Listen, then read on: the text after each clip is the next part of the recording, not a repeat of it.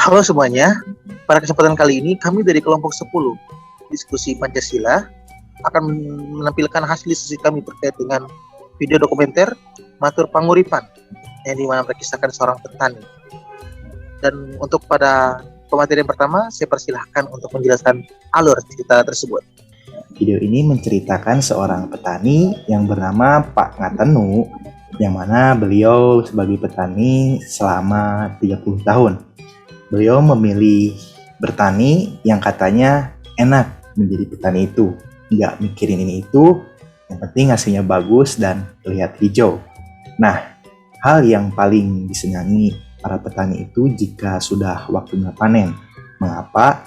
Karena hasil pokok dari bertani, beras dan sebagainya lagi dijual dan menanam kembali.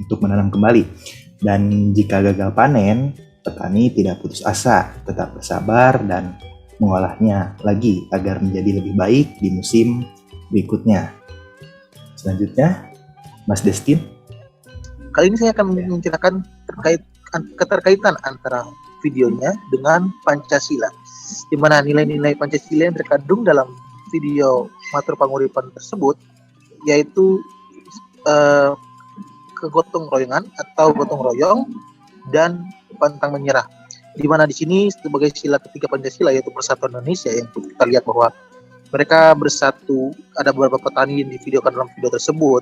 Selain dari Pak Ngatenu, ada bapak petani-petani dan ibu petani yang lainnya. Nah, di mana mereka para petani ini yang sangat berjasa bagi kita. Seperti quotes-nya Pak Ngatenu, di mana petani juga bisa disebut sebagai raja. Tanpa ada orang yang bertani, orang akan bingung.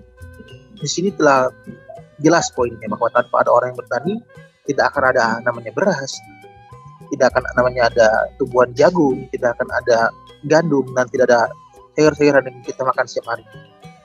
Nah, poin-poin Pancasila ini sangat penting dikarenakan apa? Kehidupan kita di Indonesia ini, pedoman hidupnya berdasarkan Pancasila. Dari sila pertama dan sila kelima itu pasti saja ada kaitannya terkait dengan apa yang kita lakukan. Terkait juga profesi dan pekerjaan petani ini.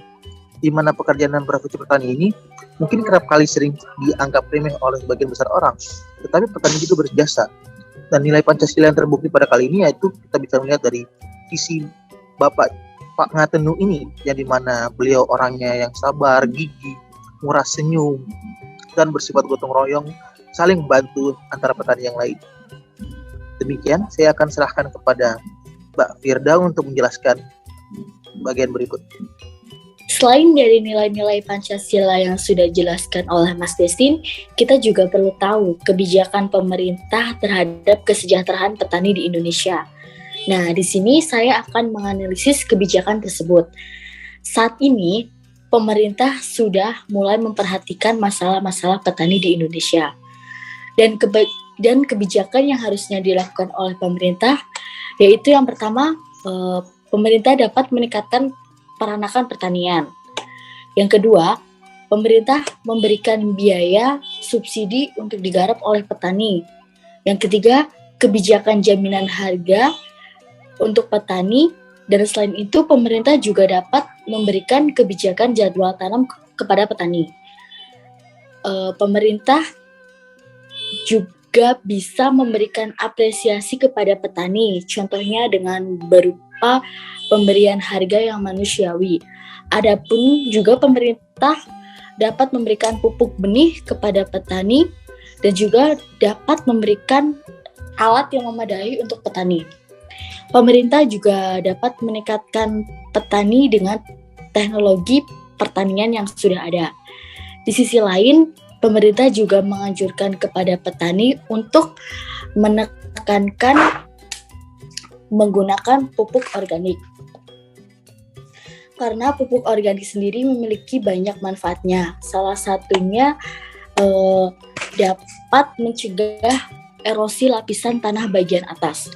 Dan yang terakhir, pemerintah juga dapat meningkatkan produktivitas tanaman pangan sebagai kebutuhan utama masyarakatnya. Itulah analisis kebijakan pemerintah terhadap kesejahteraan petani di Indonesia. Selanjutnya akan dilanjutkan oleh Mas Evantio, dan untuk Mas Evantio saya persilahkan. Nah, teman-teman, kita seringkali mendengar pertanyaan seperti contohnya, bagaimana masa depan pertanian di Indonesia di tengah lahan yang makin lama makin habis. Nah, kita sering membaca ataupun mendengar pertanyaan-pertanyaan seperti ini. Dan berkurangnya lahan ini dan itu merupakan fakta. Dan menurut data dari Badan Pusat Statistik, itu telah terjadi penurunan luas baku lahan pertanian di Indonesia menjadi 7,1 juta hektar itu pada tahun 2018. Padahal di tahun 2013 itu ada 7,75 juta hektar. Dan menurut data ini, dan kita telah membacanya bahwa data ini merupakan fakta bahwa pertanian, tanahnya itu sudah mulai berkurang. Nah, apa sih solusinya bagi para petani meskipun lahannya ini berkurang? Nah, menurut kelompok kami, solusinya yaitu ada dua. Yang pertama yaitu melakukan urban farming. Jadi urban farming itu merupakan kegiatan bercocok tanam di wilayah perkotaan dengan lahan terbatas. Itu kemudian hasilnya dapat diolah untuk dikonsumsi sendiri, atau kalau untuk petani dapat didistribusikan atau diperjualbelikan ke tempat lain juga. Nah, selanjutnya yang kedua, solusinya yaitu melakukan hidroponik. Nah, hidroponik ini merupakan konsep budidaya tanaman dengan memanfaatkan air tanpa menggunakan tanah sebagai media tanamnya. Sehingga pada hidroponik sangat mementingkan dalam memenuhi nutrisi tanaman itu. Jadi, dalam hidroponik ini tanaman dapat tumbuh dengan subur walaupun tanpa menggunakan tanah sebagai media tanamnya. Nah, pertanyaan yang kedua yang sering kita dengar yaitu, mengapa anak muda Indonesia enggan bekerja di sektor pertanian? Nah, dan ini merupakan fakta juga bahwa anak-anak muda Indonesia tidak mau menjadi petani, mereka malah mau jadi PNS, mereka ingin menjadi entertainer misalnya. Nah, menurut data mereka tuh gengsi karena kerja di pertanian panas-panasan, kotor, dan lain sebagainya. Tetapi di satu sisi juga pandangan masyarakat Indonesia juga masih jelek mengenai petani, bahwa petani biasanya miskin dan serba kekurangan. Nah, pemerintah harusnya memberikan solusi atas statement-statement ini.